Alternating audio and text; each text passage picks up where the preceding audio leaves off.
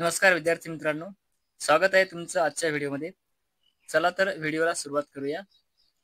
Yes he बी ची बहीण आहे। याला आपण मांडू शकतो बघा। यस ही बहीण आहे बी ची। त्यानंतर के हा बी चा भाऊ आहे। के हा बी चा भाऊ आहे। त्यानंतर के हा यल चा मुलगा आहे। पुढे यल चे वाय शी लग्न झालेले आहे। वाय ही जे ची मुलगी आहे। बघा, वाय ही मुलगी आहे म्हणजे एक स्त्री आहे, तर यल पुरुष आहे आणि वाय ही जे ची मुलगी आहे। वाय ला एकच मुलगी आहे। जे चे सी शी लग्न झाले आहे। जे चे लग्न सी शी झालेले आहे। के हा डी चा भाऊ आहे। बघा, के हा डी चा भाऊ आहे। त्यानंतर डी चे लग्न टी शी झालेले आहे।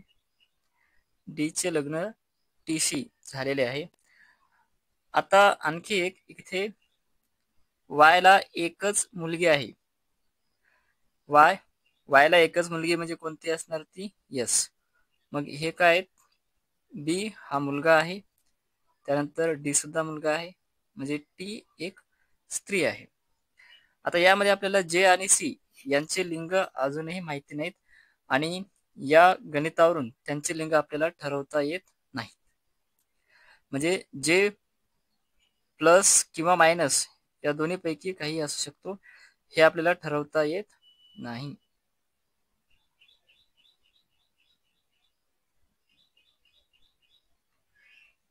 बघा, जर पी हा सी चा भाऊ असेल तर जे चे पी शी काय नाते आहे?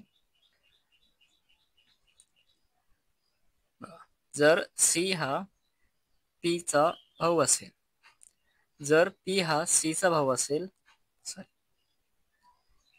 सी चा भाऊ पी आहे, तर या जे चा आणि पी चं नातं आपल्याला सांगता येते का?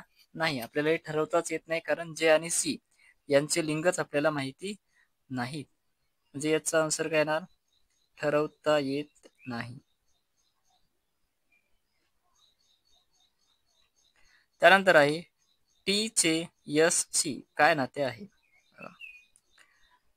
हा आहे इथे टी आणि इथे आहे यस।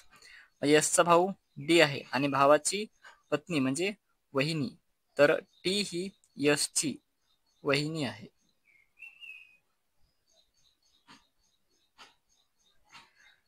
जर झेड ही टी ची मुलगी असेल, बघा, झेड ही टी ची मुलगी असेल, या टी ची मुलगी आहे झेड।